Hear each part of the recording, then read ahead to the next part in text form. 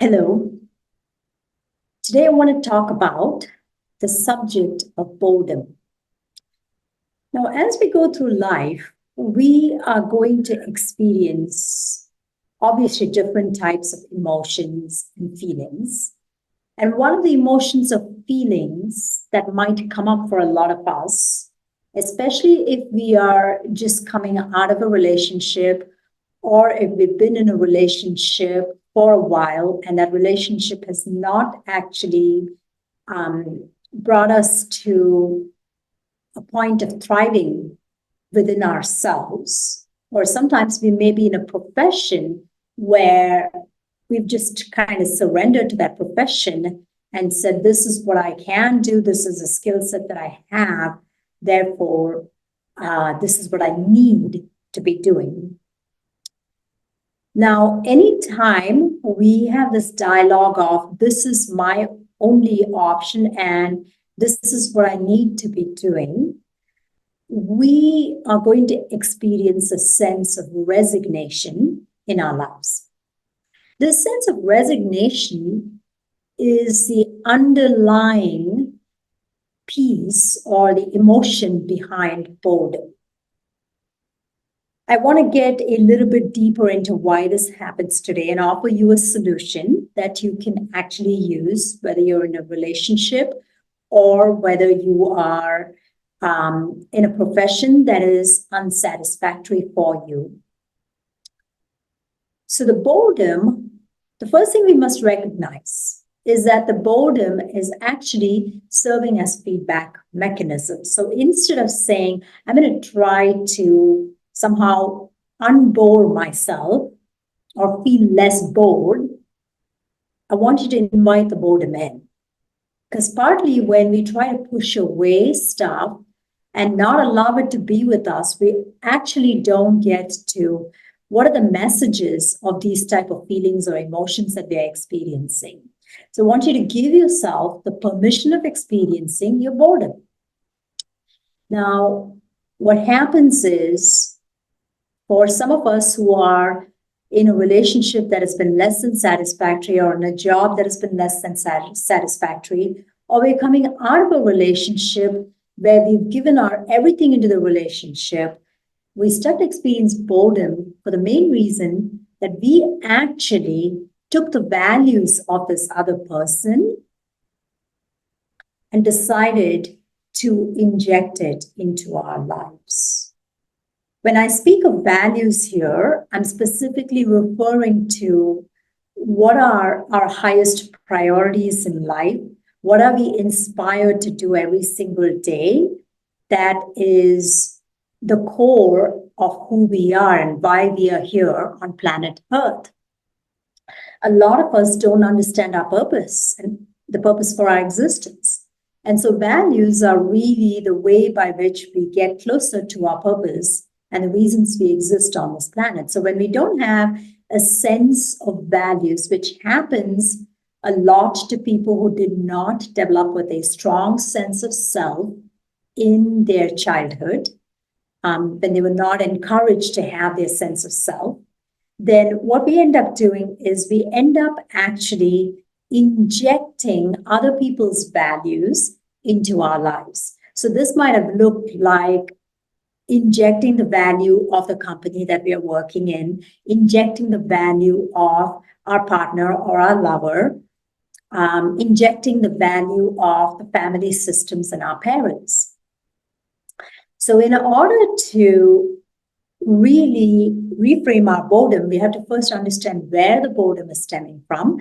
It comes from a lower than sense of self.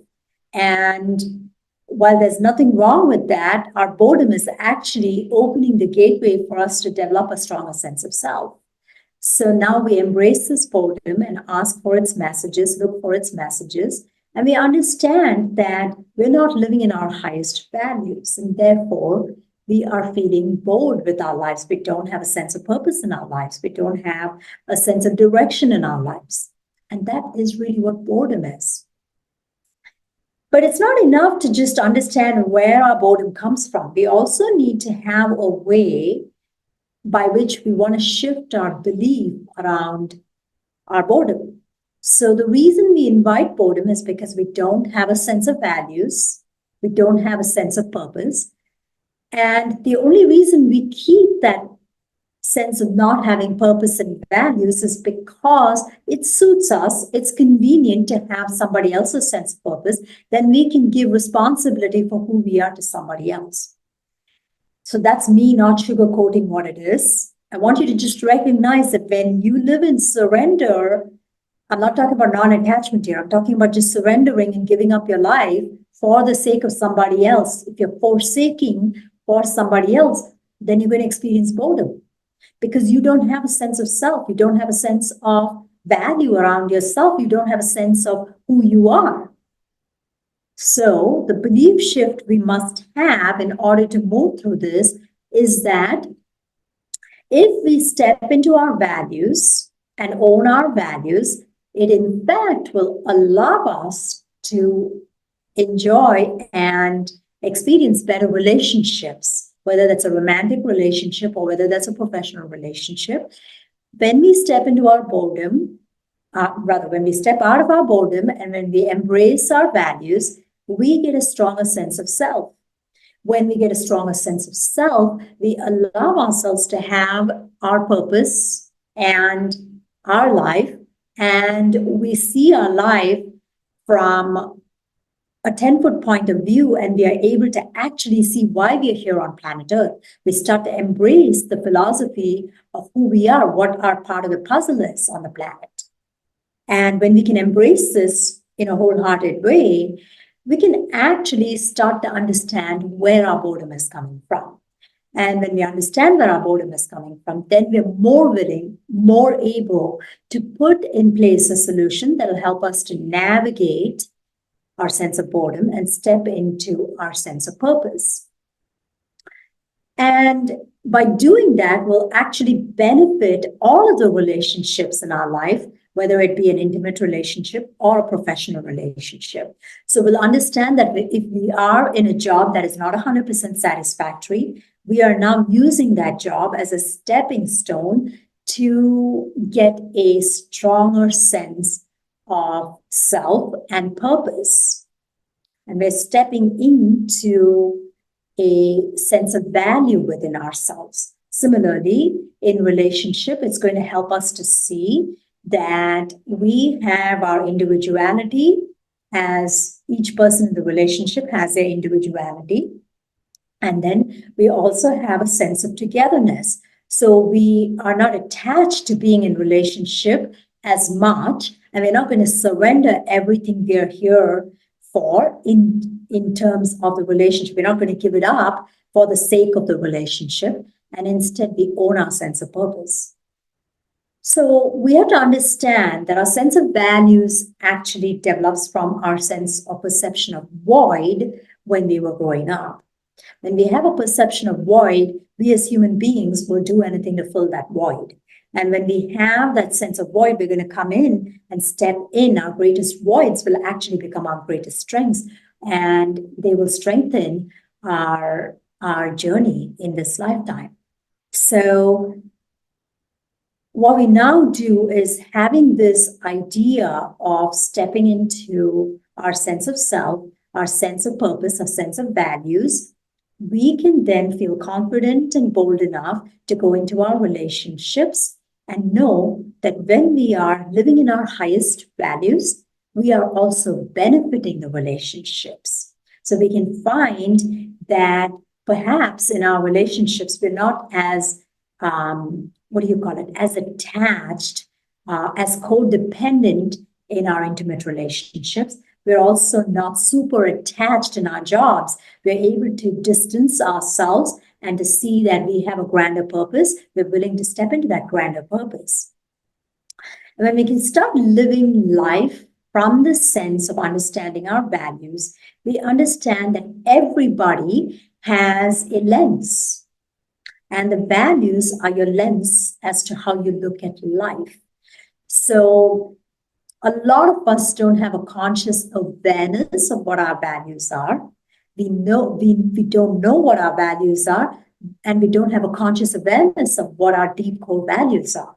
And when we don't have a sense of deep core values, we're not living life in accordance with our values, and we inject other people's values, because when we don't have a strong sense of what our values are, other people can easily project their values into our lives. So now with this understanding, you can actually step into a new way of living, which is living in your highest potential, living in your greatest potential, living in your genius, so that you can actually step in and own your life. Now, when you take this freedom in your heart into your relationships, whether they're professional or personal relationships or intimate relationships, you begin to naturally see how everybody comes from their sense of values. You gain this emotional intelligence to see how everybody lives life from their sense of values. And when you can see that clearly, you're more attuned to having a balanced state of living, a balanced viewpoint on what may be going on in terms of your experiences in those relationships, whether they be work or intimate. And so your boredom can now transform you into a being who has high potential, high sense of values. And that's what the gift of your boredom is. It's an invitation for you to look deeper and understand what's happening in the deepest essences of your soul, the essential part of your being. And that's the gift of your boredom. Have a good day.